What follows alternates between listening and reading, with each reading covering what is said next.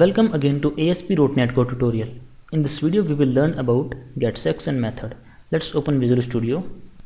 In the previous video we were reading some values by using this getValue method, and remember these values were available inside an object. So this is the name of an object and these are the name of the properties, and we were reading these values by using this getValue method.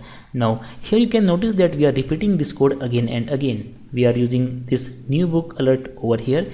Again we are using this new book alert over here. Now let's go to the home controller file. Here also we were reading these values, and here as well we are writing this value twice. So here we have written the name and again we have written the name. We can resolve this problem by using getSection method. Let's see how can we do that. So suppose here I'm writing new book,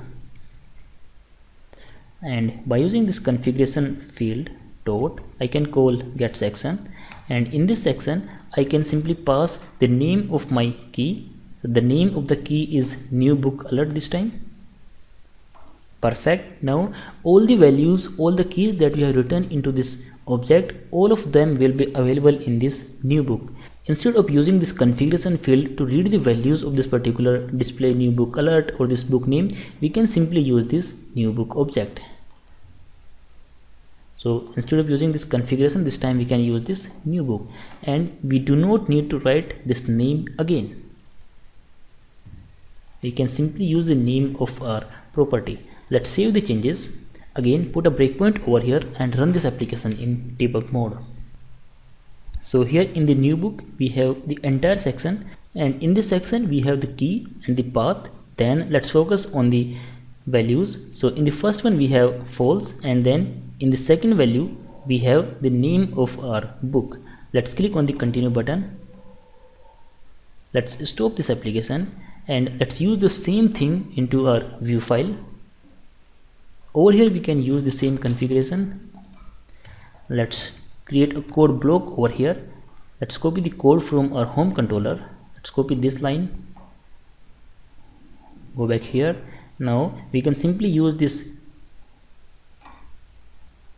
Here we are using this underscore. So let's use this new book to read the values,